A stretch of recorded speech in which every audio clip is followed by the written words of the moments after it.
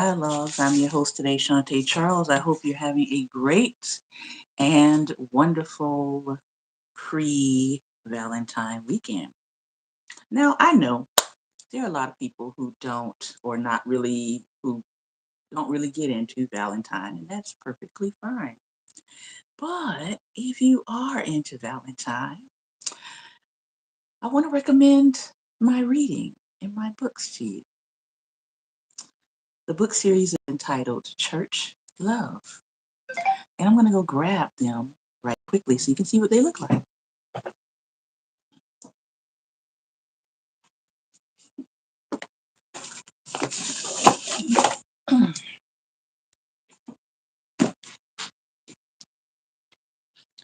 It is currently a 3-part series. And when people ask me about romance books, they seem to ask about um, the depth of a book. And I tell people when I was writing these, um, I was really inspired by the Spirit of God to write in the first place. I did not see myself initially as a writer, um, but I got so tired of complaining about what I was seeing. Um, this was back in the early 2000s. I got so tired of complaining about what I was seeing, both in the writing world in terms of romance, and then also in the movie and film world. Now, of course, I would say both of those have tremendously improved. We're getting better storylines. But I was in the midst of one of my rants, and the Spirit of God said, "Why don't you write?" And I said, "Mm." And that kind of shut up my complaining about what I want to see different or what I want to see changed in the world. And so that is how this first book came about. As you can see, this is my author copy, Church Love.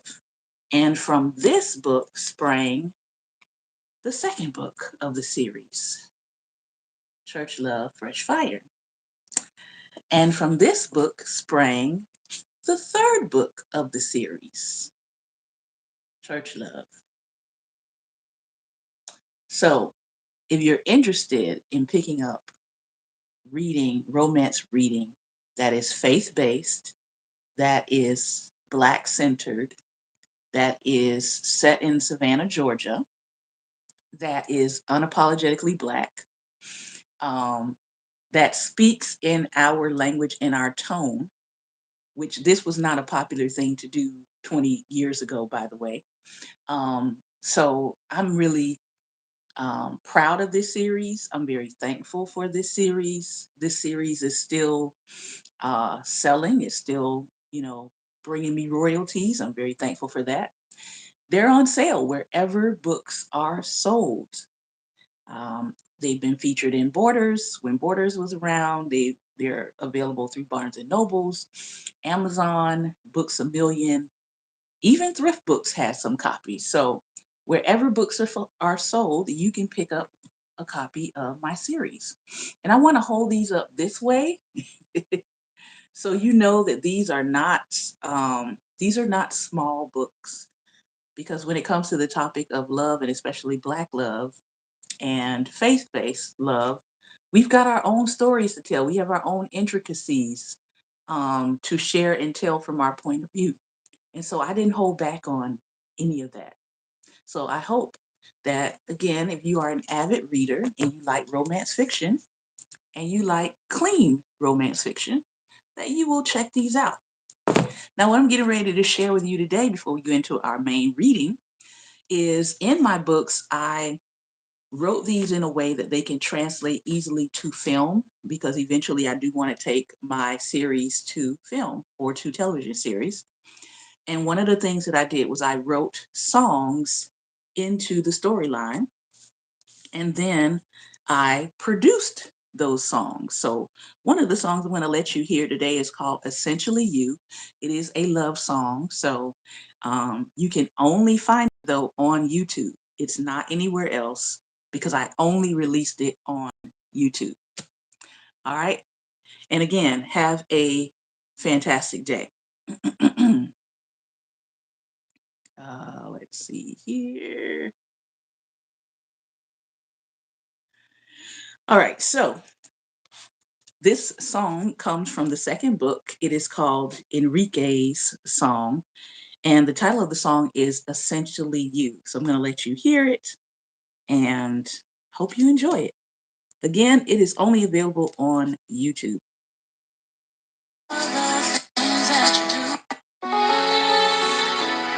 I'll sing along a little bit. How do you move me? Your grace it soothes me. Your voice from a distance keeps me reminiscent. I don't know why I will lie. You steal my soul, complete my whole. That shows me to love you, to have and to hold. I do know why I constantly love you and all of the things that you do. Because my love, you are essentially you.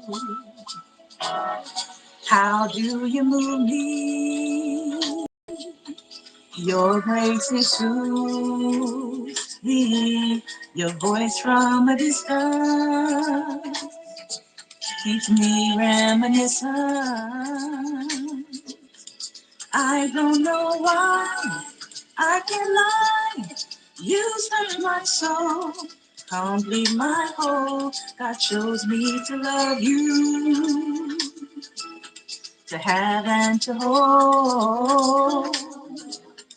I do know why I constantly love you and all of the things that you do.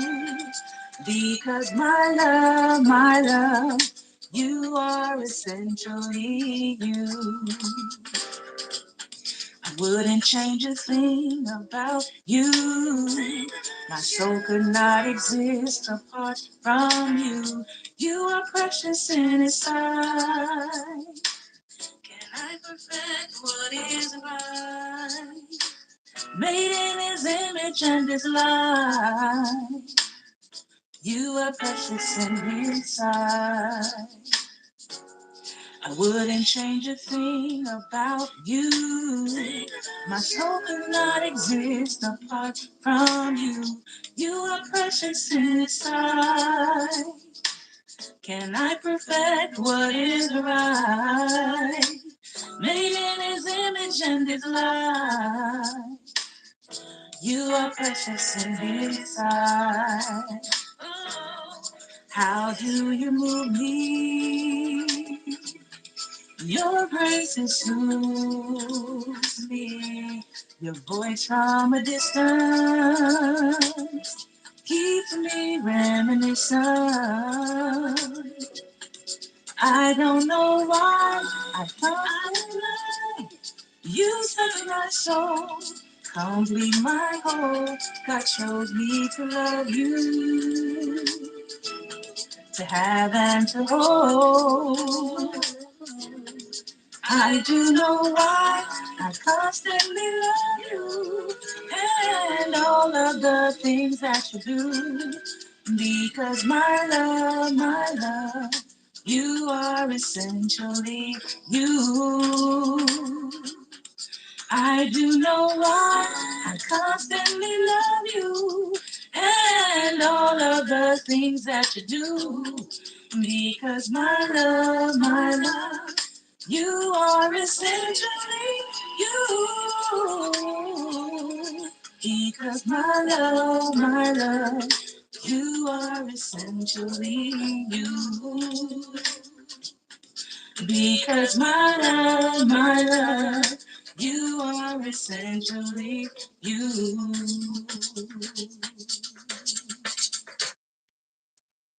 And that is that, ladies and gentlemen. Have you guys heard of the auction app? So, that is actually a song that is in my second book from the series. and I decided to produce it and bring that song to life. Yep. Thinking for the future. All right. Let's move into our reading for today. And good morning to those of you who are coming in, and good afternoon, depending on what side of the world you're on. We are going back into the Illustrated Black History, and we are going to read up on another Black History icon. And again, I'm trying to pick somebody that you guys don't know. Don't know. They have lots of people that we do know in here. All of my favorite artists are in here. Ooh, she's in here too. Let's see. Okay. Vertamae Smart-Grosvenor. I have never heard that name before, so we're going to learn together. Vertamae Smart-Grosvenor. And here is the artist illustration. Looks like he chose to do this one in marker. And I love the fact that he's done it in a loose, squiggly line. All right, let's learn. She was born in 1937 and passed away in 2016. Quote, I don't have culinary limitations because I'm Black. On the other hand, I choose to write about Afro-American cookery because I'm Black and know the wonderful, fascinating culinary history there is, and because the Afro-American cook has been so underappreciated. Vertamae Smart-Grosvenor used her multiple storytelling and artistic abilities to weave a career that included cultural anthropology, food writing, acting, and broadcasting, the last primarily as a NPR commentator between 1980 and 2013. In the food world, she is perhaps most celebrated for her direct, engaging, and passionate observations about her native Gullah-Geechee food culture, which forms the basis for a cultural cross-section of stories in her 1970s Vibration Cooking, or The Travel Notes of a Geechee Girl. Now, that's interesting because I have heard of her cookbook, but I didn't know that it was her. And man, she passed away in 2016. Self-described as a culinary griot and known as a dramatic person, Smart-Grosvenor wrote in her now classic autobiographical cookbook, when I cook, I never measure or weigh anything. I cook by vibration. I can tell by the look and smell of it. She says this not to undermine the technique that must accompany a well-cooked meal, but rather to underscore that cooking knowledge can't necessarily be transcribed on the page.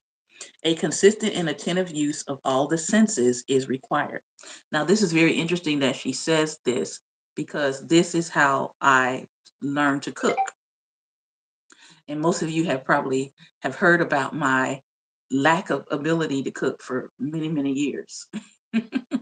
I've written about it on my Black Tabletop page. I wrote a whole piece on my experience of going from someone who didn't know how to cook at all to someone who enjoys cooking and sees it as a very therapeutic thing. But when I cook, I do not measure. I might measure some water, but I don't measure the seasonings, and I don't measure how many cups of peppers or onions or any of that, right? So I cook as I am sensing the food, so I can actually really relate to that statement. Born in Fairfax, South Carolina, she moved as a child to Philadelphia with her family. At 19 years old, she left for Paris, wanting to become a part of the theater scene in France.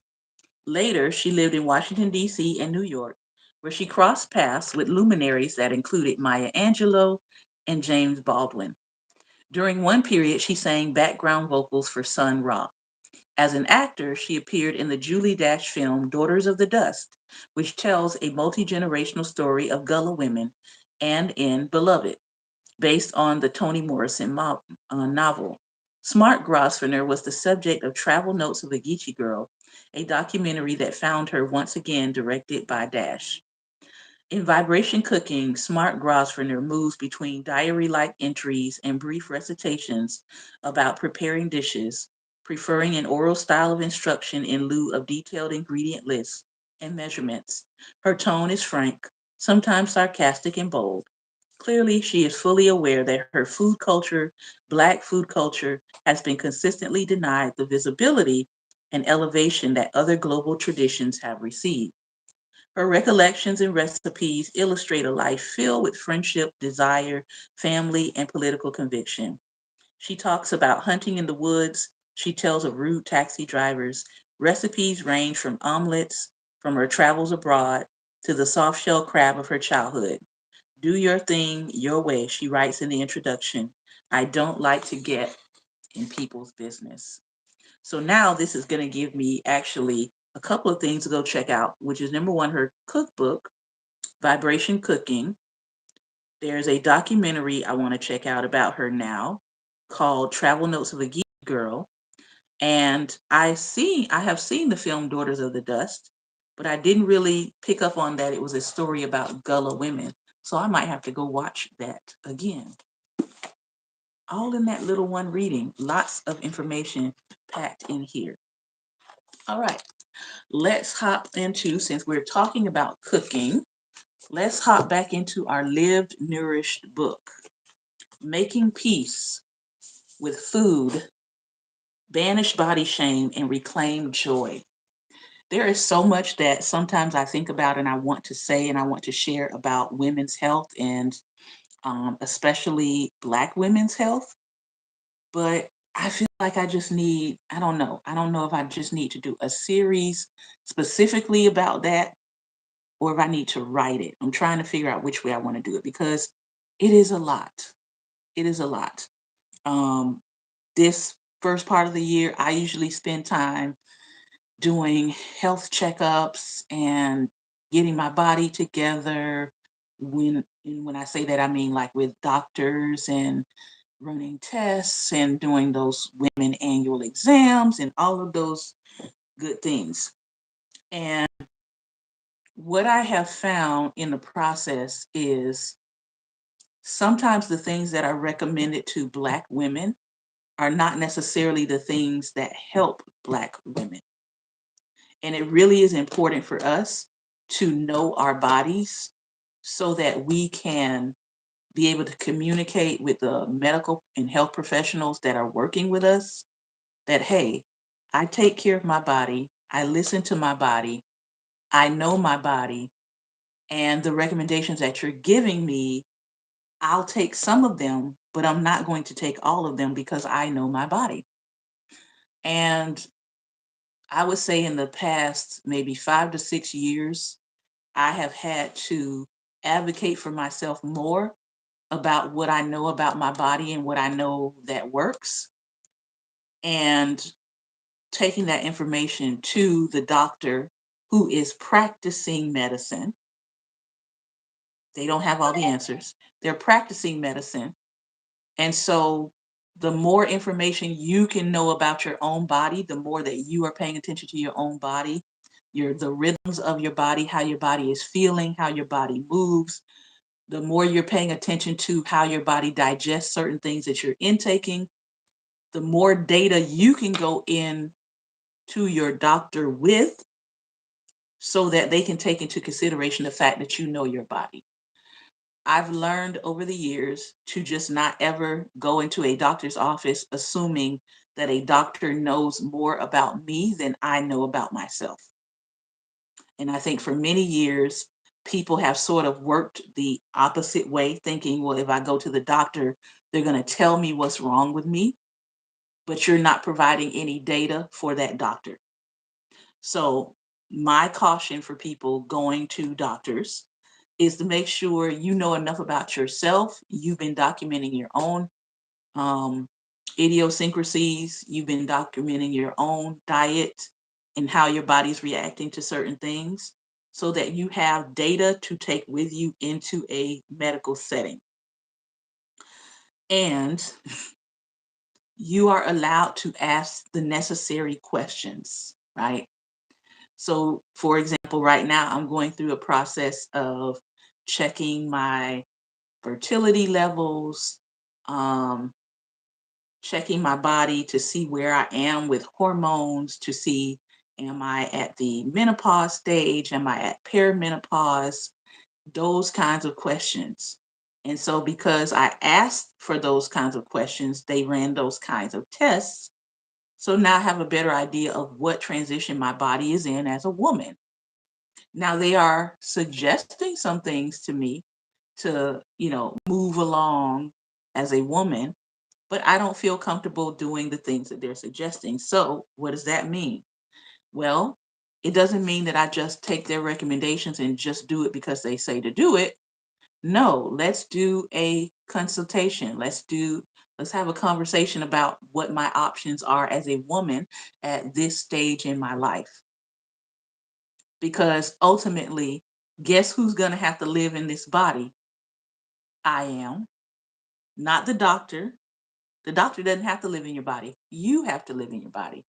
And so, with that said, I really appreciate the premise of this writing because she is giving you insight into how to eat, insight into nutrition, insight into the whole culture of exercise and dieting and fads and trends. And she's not saying don't do this, but she is saying here's the history behind it. Here's what you need to consider. Here's what you need to think about as you are trying to nourish your body so that you don't get caught up in following something that's going to be ultimately not good for you or unhealthy for you. So let's look at chapter 5 now. It's called Food Freedom Beyond Just Eat the Cookie. Ta-Nehisi Coates says this: you must always remember that the sociology, the history, the economics, the graphs, the charts, the regressions all land with great violence upon the body. She says, I will never look down on someone for choosing to partake in a diet or restrictive way of eating. I'll repeat that. I'm not, and I never will be, an anti-dieter. It's not my place to critique the food choices of others because judging someone is the opposite of helping. What I am is anti-biased and vehemently against a stigmatized society, especially when it comes to how we treat others based on food choices and on their body type and their body size. Now that we've got that straight, it's important to recognize some things. Changes in weight are a result of behavioral and or environmental changes. Loss isn't always positive, and gain isn't always negative. I hold space for those who want to contort their bodies, meaning I want folks to know that their concerns and thoughts are heard and recognized because it is much easier to be accepted by society this way. I get it. It's easier to try to fit in than to constantly fight your way through. However, I personally will never suggest a restrictive diet to anyone who asks because I know they don't work and that the harm they cause almost always outweighs the good. When I work with clients, I also give information on the possible dangerous side effects of weight loss medication and surgeries. But regardless of what folks are planning, I will never make someone feel as though they are making the wrong choice. I'm not living in their body. Now, I will tell you that I personally have lost 2 friends to gastric bypass when that was pretty much the only option that was out there that people were entertaining. Um, but both of them, unfortunately, both of them needed to have the surgery because of immediate health concerns and issues that were happening with them. But I'm like her, um, I don't want to make anybody feel like they are making the wrong choice because again, I'm not living in their body and they're not living in my body. She writes, people should feel empowered to know what's best for their bodies and for their lives. Yes, when making health decisions, we can seek professional opinions and we should. But at the end of the day, every individual should make the choices that are best for their body. As a dietitian, I give people tools for their toolbox, and they can decide which are appropriate to use and when. Simply put, I believe in body autonomy. Body autonomy is the simple but radical concept that individuals have the right to control what does and does not happen to their bodies. United Nations Population Fund Executive Director Dr. Natalia Kanem describes it as, "My body is for me, my body is my own." It's about power and agency. It's about choice and it's about dignity. Now, we know in real time, the United States of America has decided that women in particular don't deserve to have equal bodily autonomy as men. And we know this because of the overturning of things like Roe v. Wade. We know this because of the attempt to take away voting rights and voting power from women. So we are facing a uphill battle in the next few decades here in the United States when it comes to women's bodily autonomy. Many of us are over the endless cycles of dieting and the struggles that it brings. It's a weird feeling to chase this freedom because many times we are met with, "What about your health?" This is especially true for those in larger bodies. But choosing not to partake in dieting does not translate into not caring about your health. Choosing not to be overconsumed with the ingredients of your foods does not translate to not caring about your health. It actually means the opposite. You're choosing to prioritize your mental health, and you realize that the restriction and stress of dieting can also be harmful. In the same vein, weight is not a behavior. Correlation does not equal causation. There is no disease or illness that affects only larger bodies. But a lot of doctors act like it is. And that's what you have to watch out for, especially if you are going to a medical doctor. Do we hear the opposite in media? Yes, all the time. Obesity is frequently listed as a possible cause or factor of illness, but what often gets left out of the conversation is that weight stigma and biases from health professionals are also factors in determining outcomes. Having a larger body or being a higher weight is a simple correlation, not a causation of a particular disease or illness. Case in point, myself. I am definitely larger right now than my weight, than my BMI would say is healthy. But yet every time I go to the doctor and they check all of my vitals, they check my blood work, they check my minerals, they check my iron, they check all of these things, I'm perfectly fine. Matter of fact, I just got my pressure taken yesterday and it was, what did she say it was? I wrote it down. Hold on.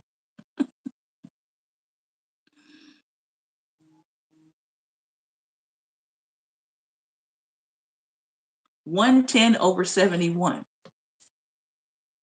And the lady looked at me and she was like, "Man, I wish my pressure was that good." Heart rate, 65, resting heart rate. So having a larger body or being a higher weight does not necessarily mean that you have diseases or illnesses.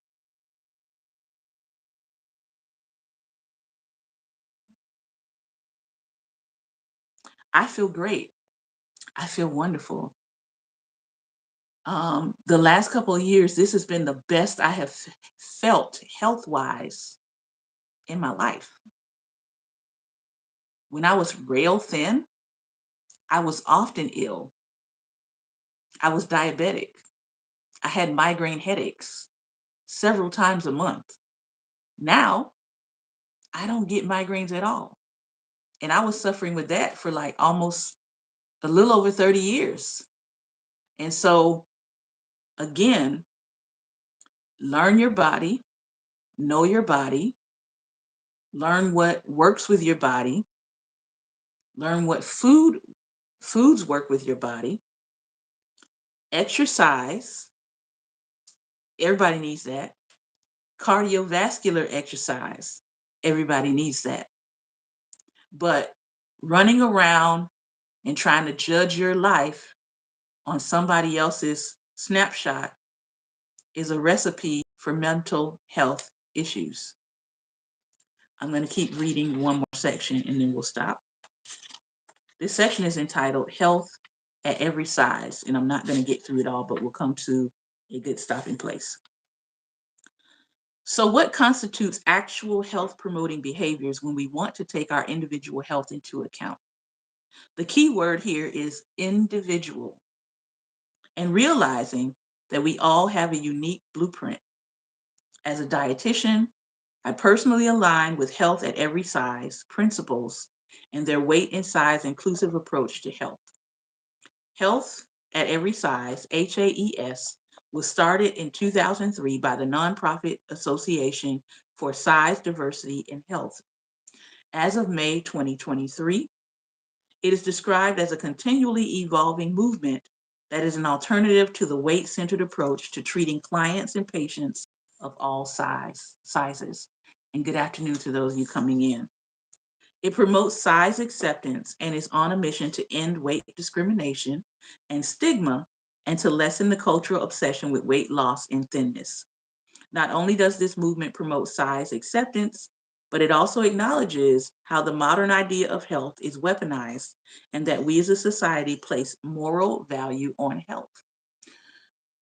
We can see it in our advertising. We tend to think that people who are thinner are better, are smarter, are wiser, or just in the know. Translation: the better health someone is in, or we may assume they are in, the more value we place on them in society.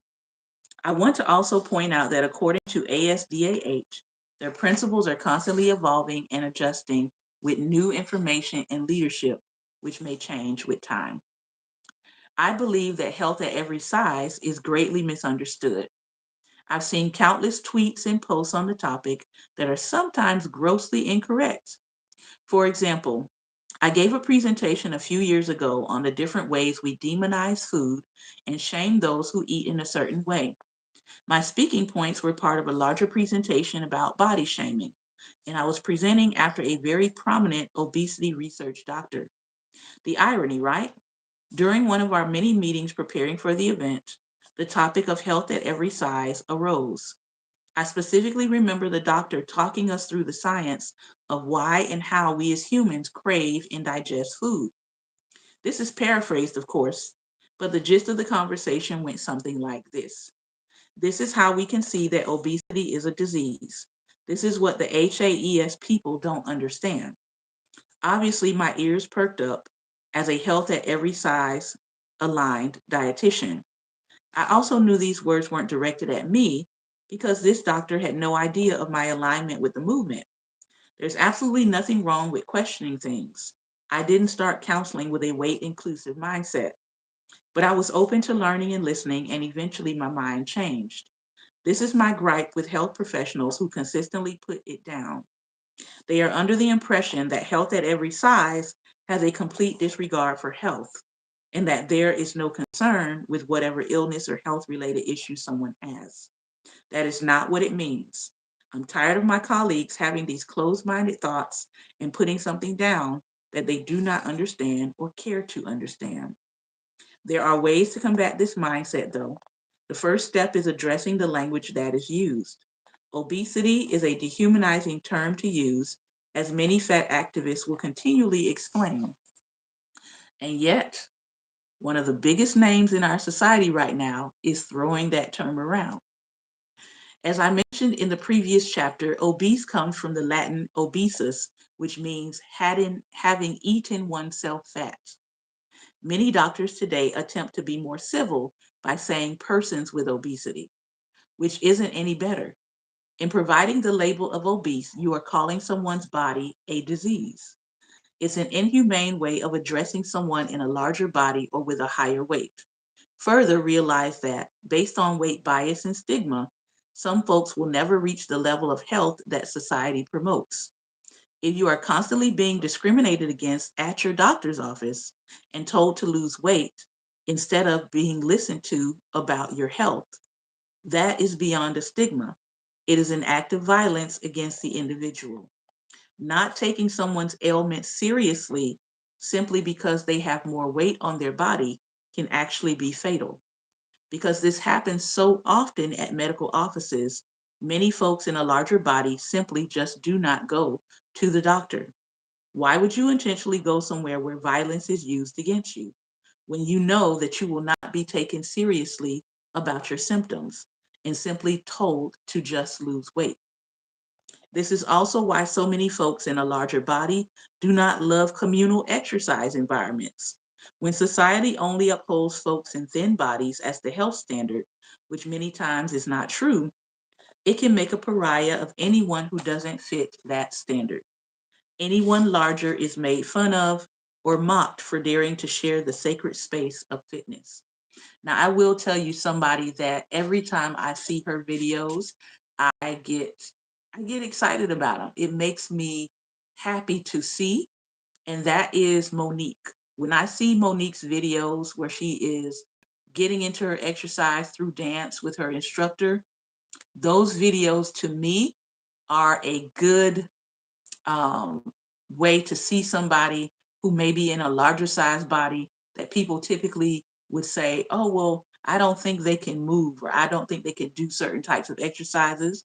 And I really like her videos because they're attracting you or they're drawing you into the movement versus saying you need to get up, you need to do that. A lot of exercise videos that I do look at that are sort of group centered, sometimes the person is acting like a military drill sergeant, and everybody doesn't need that. But they do need encouragement, right? To get up and to move. And I feel like her videos do that as opposed to some of the other ones that I have seen.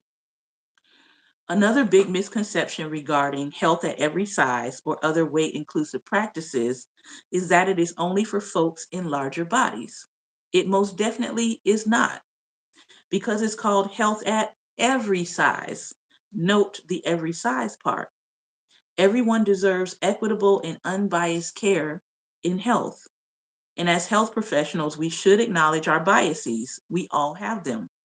And providing information and services from an understanding of intersectionality, that socioeconomic status, race, gender, sexual orientation, age, and other identities have an impact on our health.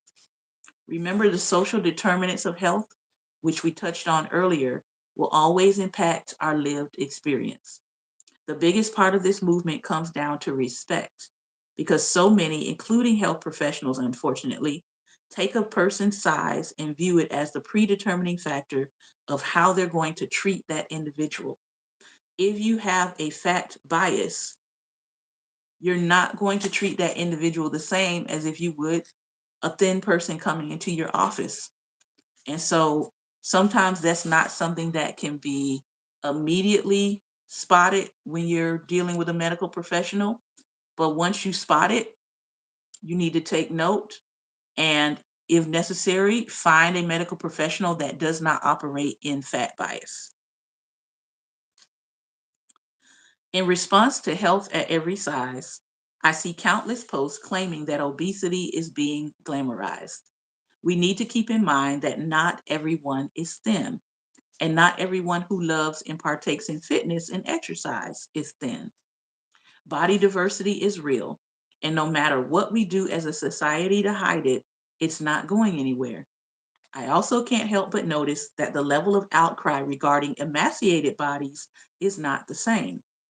The level of outcry for those who are damaging themselves with pills, with starving, purging, and overexercising is nearly silent.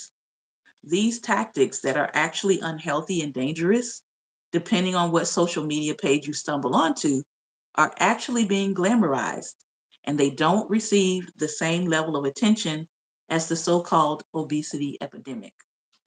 Letting go of diet culture does not mean letting go of your health. It means letting go of the idea that we all can achieve a certain aesthetic by saying goodbye to restricting and weight cycling. But more importantly, it's acknowledging that there is more to our health than what we eat. Health is more than just genetics. It encompasses a system that is out of our control, yet has deep roots in what makes us the individual humans that we are. The next time that we come back to this book, we'll be talking about health inclusivity. Mm, mm, mm. All right, let's chop it up for a little bit. Pastor Ben, I'm going to send you the link. We've got about 20 minutes today to chop it up.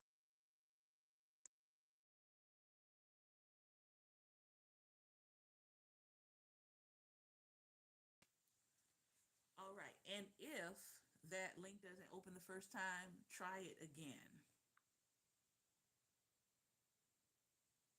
All right, let's come to my comments here while we're waiting for Pastor Ben to hopefully join us. Jesus loves me. Yes, he does. Yes, I know he does. I totally agree. James says, praise the Lord, dear sister. James from India. Welcome, James. Good afternoon. I had to think Good there for a minute. afternoon. Huh.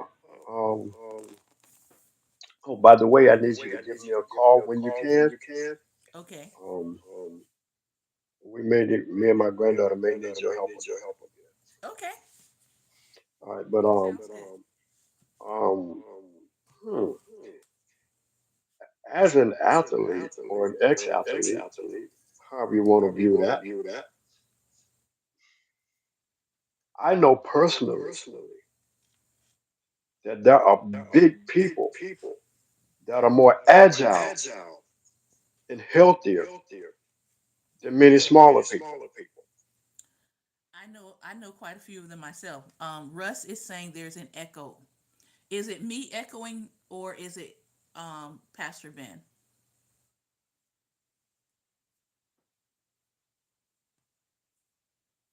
Go ahead. Let we'll keep talking until he gives us the answer. Go ahead. Okay, sound like it's me because Okay, I'm yeah, hearing it too. he said it's you. Is it because of Okay, your let head? me Is it because of see. your headset? Yeah, hold on a second. I'm gonna cut it off. Okay.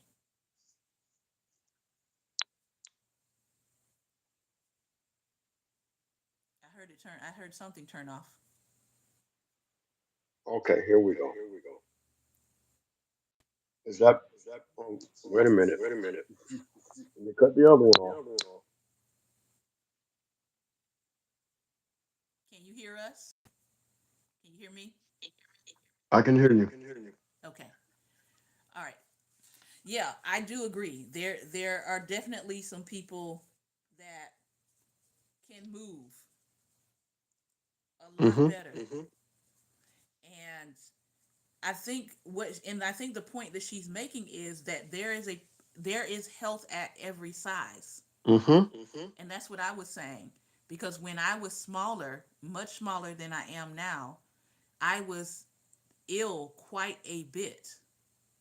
I mean, I was going and doing my regular life, but I was suffering from chronic illnesses. Mm-hmm. I was chronically ill.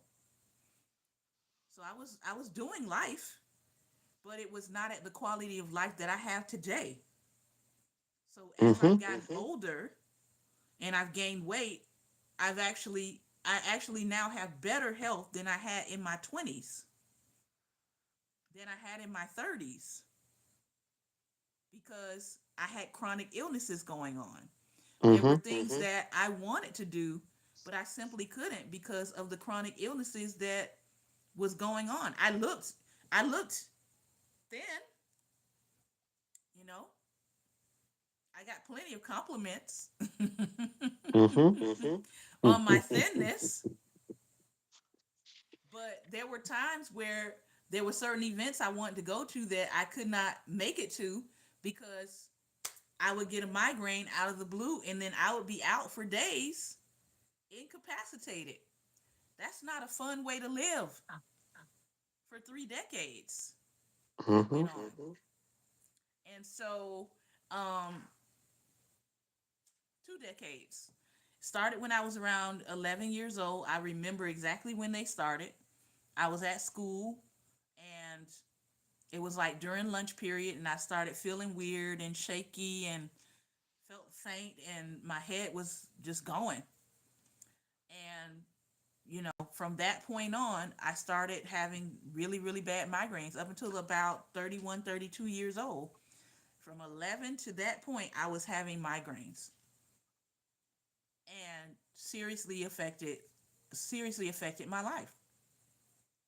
And because migraines are not visible disabilities, Mm-hmm. people didn't care. People didn't care that I would have these debilitating migraines. They did not care. My close friends did. Um, but professional life, jobs, they just want to know if you can do the job. They don't want you to be gone all the time because you're having these major migraine crises. They didn't care. Church, sometimes church people didn't care. You got this ministry assignment, you got this responsibility, you got to preach, you got to do whatever it is. You have a migraine. Yeah, I was told one time, like, okay, you got a migraine, you need to come on to the event anyway because you're supposed to sing with us. And I'm like, I literally cannot see to drive, but you want me to get in my car and drive to a event. So you want me to endanger my life and someone else's Mm-hmm. to drive to an event to go sing. And I told him, I said, I'm not coming. Well, if you don't show up, prepare to deal with the consequences. I'm like, I'm literally not well. You know what my consequences was? Being silenced and having to sit out ministry even more.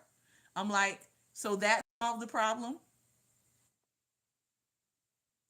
So Made you absolutely perfect nonsense. so you sat me out and you treated my illness that I can't control, I could not control, as a moral failure. Because that's what sitting someone out is. It's about a moral Mm-hmm. failure.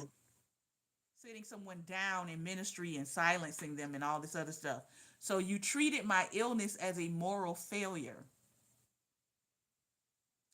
And from that point on, with that person, I clocked what they did and I said, this person cannot be a part of my future.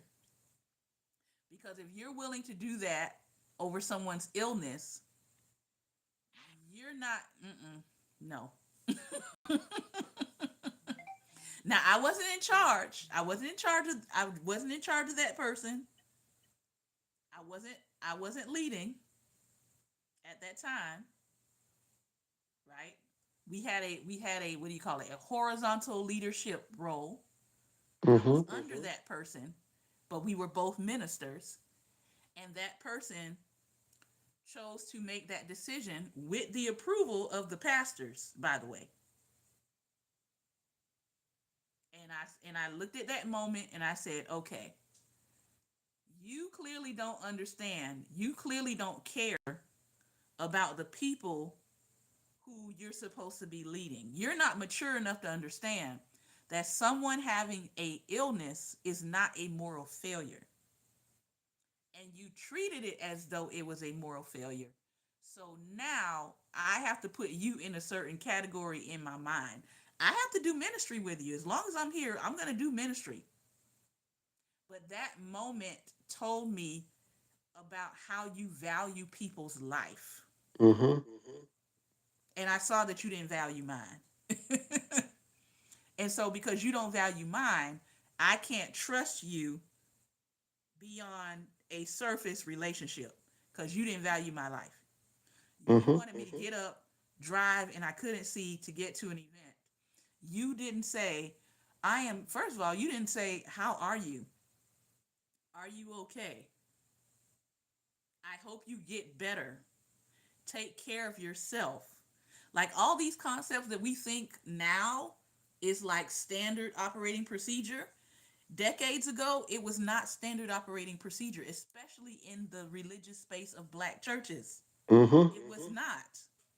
People expected you to struggle, be on the struggle bus, and they saw it and they counted it as a virtue for you to just suffer silently or suffer quietly while you did ministry work. Many times, those were the people who were running themselves ragged. Those were the people talked about most, right, as the good and faithful servant. Those were the people rewarded for the deteriorating of their physical self to prove a point that they were really faithful and loyal to whatever religious body they were in. Mm-hmm. So that's a whole other conversation that needs to be had. Yeah, and that would be a great conversation. And so, most people have learned over the years that when we know better, we do better, to begin to revamp those ideas and those notions about what it means to serve, what it means to labor in a religious space, especially, and give people the grace to take care of themselves because there's only one you. Mm-hmm. And I don't know if you recall, like, especially toward the beginning of 2020, 2021, there were a lot of leaders who were just dying off. There were a lot of pastors. There were a lot of pastors slash musicians who, black men, especially in their 40s, were dropping like flies. And the only thing in people would announce, "Oh my God, so and so has died. It's unbelievable. I don't know what happened." And I would go to those men's pages, right? Because I said to myself, I can almost guarantee I know what happened. I go to their pages. You look at their pages, the last few weeks of their life, they're ripping and running, ripping and running, ripping and running, ripping and running. Back to back this, back to back services, conference, service, service, conference, conference, service, service, conference, conference, service, service, conference, conference, service. No rest. Nobody in their life saying, "Hey, don't you think you need a rest? Hey, don't you think you need to slow down?" And the grind culture can catch up to you. It really Mm-hmm. can. The no sleep, the getting to bed late at night, the late night eating, sometimes no eating and no sleep and no water and no hydration, that stuff can catch up to you. And the same people cheering you on about how hard you're grinding will be the same people sitting at your funeral on the front row saying, "I don't understand what happened."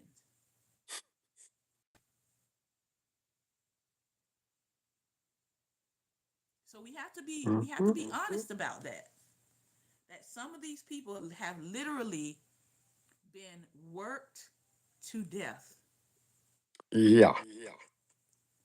And because the people around them saw it as the grind, they just further encouraged it without saying, "Have you rested? Have you gotten any sleep?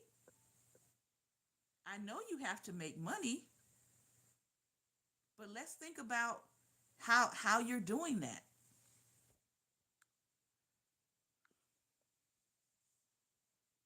you know? Let's think about that." Go ahead.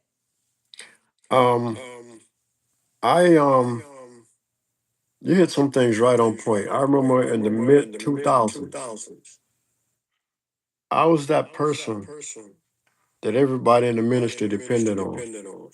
Not the pastor, but me. I was the only one that had keys, but I was the one that everybody was looking for to open up and close. So I started thinking to myself, I said, "Self, you're going to run yourself ragged if you don't take a vacation." So I let them know well ahead of time, on such and such date, I'm taking a 2-week vacation. I don't want a phone call. I don't want to visit. I don't want to hear anything. Right? So when it was time, are you still going on vacation? I said, yes. Yes, I took my vacation. If the phone rang and I saw it was one of them, I did not answer it. I didn't answer it because I'm getting away from y'all and the grind and the hustle and bustle. And let's be clear, there is aggravation sometimes. Mm-hmm. All that stuff. I was getting away from that so I could have time to rest and recoup mentally, emotionally, and physically. Mm-hmm. And I've stuck to that ever since then. See, so, and then I became a pastor. You're a pastor, so sometimes you carry people's burdens. Mm-hmm. I had to get myself out of that too. Mm-hmm. Now I can give you some advice. Mm-hmm. I can help you based on scripture or based on the leading of the Holy Spirit, Mm-hmm. but I can't do much beyond that. It's up to you. If you're not going to do anything, I'm not going to let you drain me dry. I can refer you to the proper Mm-hmm. resources. Yes. And it's a catch 22 with that, right? It's a catch 22 that people don't want to hear from pastors, but I'm going to say it. Here's the catch 22. If I send you to other people, if I refer you to other resources, right? Some people will say, you're supposed to be doing that as the pastor. If I choose to reach out and help you myself, some people will say, that's not your responsibility as pastor. You're supposed to refer them to da da da da da da. Mm-hmm. So you can't win in that scenario.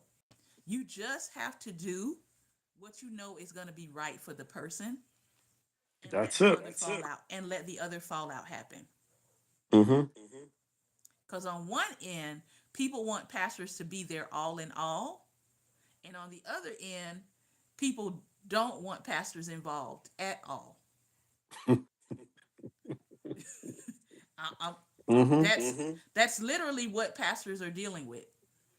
On one end, you all say you don't want us involved in your business like that, and so we stay out of it. Mm-hmm. And then the backlash comes, well, why weren't you more involved with this person? Because you're a pastor. You're supposed to care, right?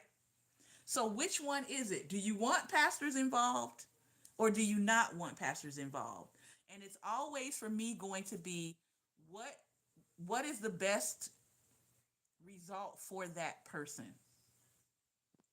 There are some people that you can counsel them, you can provide scripture, you can provide recommendations, and they will take the recommendations, they will take the scripture, they will apply Mm-hmm. the scripture to their life will start transforming, and they will move forward. Then there are other people that you counsel and you know they're not going to take any of what you have said. They're not going to apply anything you've told them to do. And so you can give that to them, but you're also going to point them to external resources because you know they don't take the words of their spiritual leaders seriously. Mm-hmm. They'll hear you, but they don't necessarily see you as a source of authority, if you get what I'm saying. Mm-hmm. And that's okay. You just have to know who you're dealing with. So if someone comes to me, do you see pastors as a source of authority or not? That's my first question. If you see us as just another tool in your toolbox or a pal, then I want to know that up front. Mm-hmm. Because I don't want to waste time. I really don't. I'm old enough to know that everybody does not respect the words and the spiritual authority of spiritual leaders. They don't. Right. They think that me giving them advice is the same as Method Man's advice on a podcast. Yeah. And Mm-hmm. you know that can be a little humbling, right? But you just need to realize that some people just put you right in the pantheon of of podcasters. That's how they see pastors right now. Mm-hmm. Some people have very little respect for pastors, and some of it is justified in that what gets promoted to you often is the very worst examples of what pastoring is and should be. So I don't get upset with people. I don't fault them for that, because really they're being shown the very worst of what pastoring is right now. Mm-hmm. You don't see the pastors who have been quietly serving and faithfully serving and consistently serving their congregation, meeting the needs of their congregation. Like, that is not the thing that's promoted. It's just not. So I don't get upset. But I do want to know, how do you see spiritual leaders? And if you see spiritual leaders as just another thing, then I know the kind of investment I need to make or not make in you. And I think that's only fair. I don't think we should be asking spiritual leaders to make this super investment in somebody who's not invested in themselves, and someone who does not value the voice and the directions that spiritual leaders give. Mm-hmm. And I think it's fair to say, if you feel that way about spiritual leadership has a right to say, this is the tools I will offer a person that's not really vested. That's the same thing with anything. If you go to a bank and you say, "Hey, I want to buy a house, or I want to buy a car." You're going to sit down with that loan officer, and that loan officer is going to start asking you questions, are they not? Mm-hmm. And they're going to ask you questions to determine how serious you are about getting a home loan or a car loan right now. Mm-hmm. And based on those questions and how you answer them, they're going to determine, this person is wasting my time right now.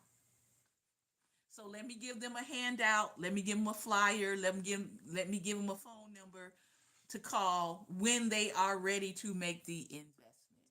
Mm-hmm. When they have the things that they need to have to get started in the process. That's the same thing that spiritual leaders have have to take into account. How serious is this person about transformation? Because if you're not serious, I don't want to waste your time, and I don't want you to waste my time. Mm-hmm. Yeah. Final thoughts.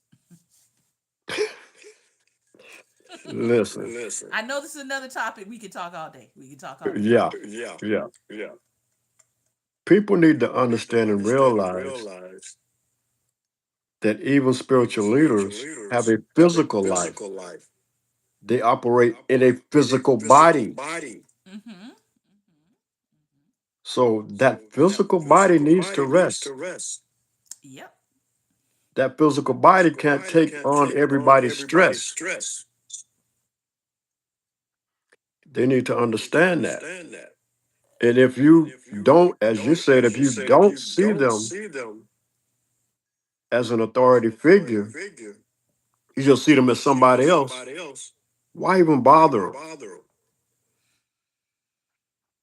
You know, if you just want a talk buddy, you can go get you a talk buddy. Mm-hmm. Somebody you just want as a sounding board. Don't get me wrong. Many times we will do that. We will be your sounding board Mm-hmm. because sometimes you just need to release. Mm-hmm. But if you're supposed to be looking for leadership and advice, that's a whole nother thing. If you're looking for advice and we give you advice and you throw it in the trash can, why did you even come to us?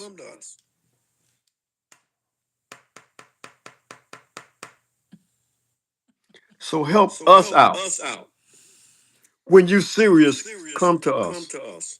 If you're not, go talk to somebody that'll just sit and listen to you Mm-hmm. and just hear whatever you got to say and call it a day. And here's the last part of that.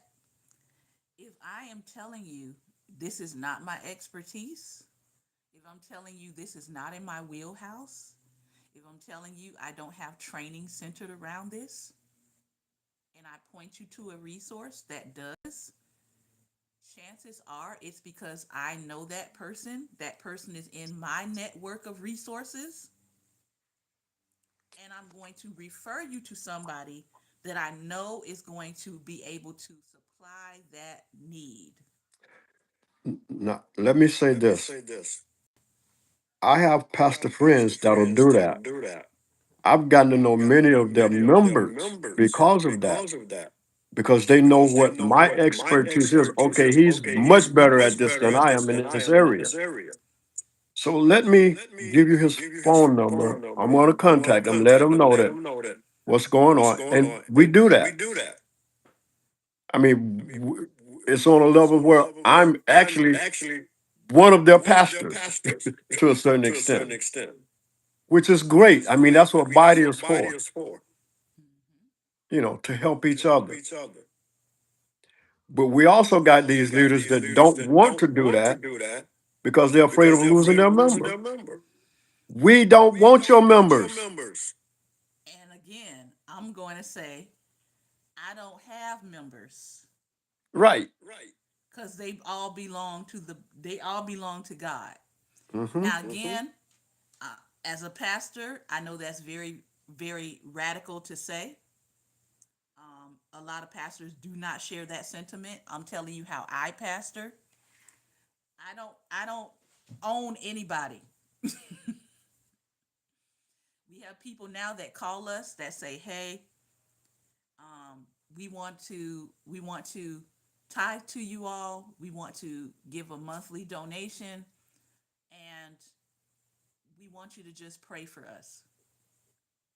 That's all we want you to do. Just pray for our success, pray for our life, pray for our family, and if we need something, if we need some advice, we'll set up an appointment time." But I said that's fine. We don't own people.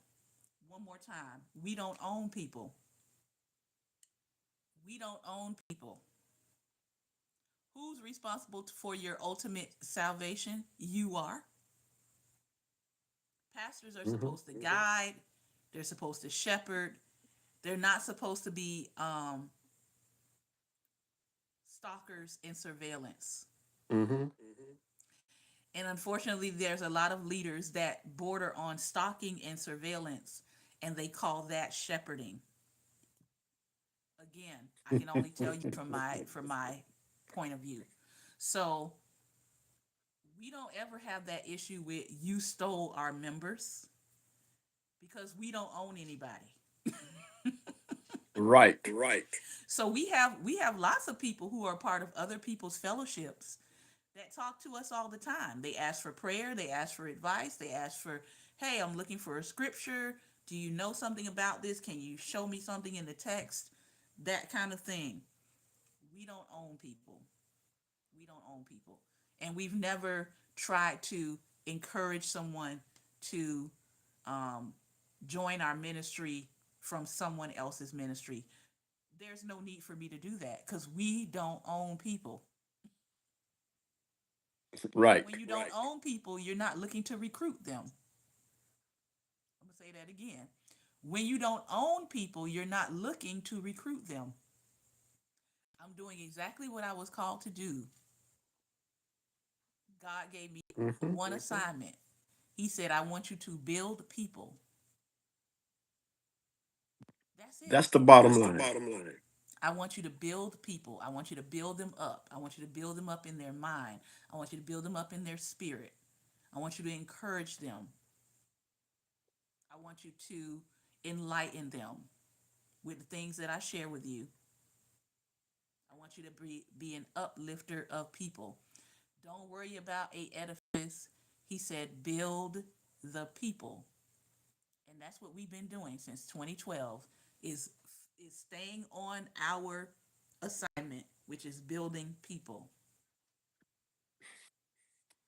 So when I talk to leaders who say, "Well, how many members you got?" I don't know because we don't own people. Whoo, man. Yeah. You got two questions. How many members? And where's your church? Yep, we are the body. That's it. Mm-hmm. And we don't own people. And you know what? That has allowed me to get plenty of good sleep at night. I got one more thing I want to say Go ahead. because this is what God told me. And if people think leaders think like this, a whole lot of that'll go away. He told me that the leader is like that older sibling that watches over the younger siblings when the parents are away. Mm. You're one of them, but you have been given a responsibility Mm-hmm. to take care of them. That's it. You don't own them. We are called under shepherds, and he is called the good shepherd. Mm-hmm. So I feel like if you keep that in mind, it will ground you in how you deal with people. You'll stay grounded.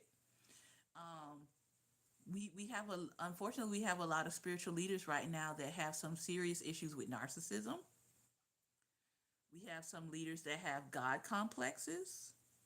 We have some leaders that have become severely abusive Mm-hmm. to people that they're just supposed to be shepherding. Mm-hmm. And again, when you start getting into the mindset that you think you own people, is where you're going to go. Because again, we don't own people. Mm-mm. The Creator said, all souls are mine. So that's kind of at the forefront of my mind when I deal with people. All souls are His. They're not mine. They're not mine to corral or abuse or demand outrageous things from. They're His. Point blank, period. Mm-hmm. So that helps me to keep things in perspective. If somebody stops reaching out or somebody stops calling or somebody ghosts me, I don't get upset about it. Why? Because I don't own anybody. Right. Now, I do have boundaries for my life. If you ghost and then you pop back up in my life like nothing happened, like you didn't disappear, there will be some questions asked. It's not just an immediate re entry and re access into my life, but I understand you have every right to your own life. You just don't have every right to be bouncing in and out of mine, right? So it's still, I don't own you, but you also have to respect that I have boundaries Mm-hmm. as well. Well, we had a little theology Thursday going on today. This has been another episode of Darren Dialogues, and I've been your host today, Shante Charles. I do want to thank you all for your time and attention. Some of you were able to hang in. I know we're way past time, but this makes up for our shorter sections during the week. Thank you again for your time and attention. I shared with you one of my love songs that I wrote that was based on one of my novels. If you're interested in Christian romance fiction, take a look at those, pick them up wherever books are sold. It's called the Church Love Series. Remember, light is the most daring opposition to evil. So go out and be what? Light. Light. Take care, everyone. Be well, and most importantly, be light. And Pastor Ben, I'm going to call you right now. Okay.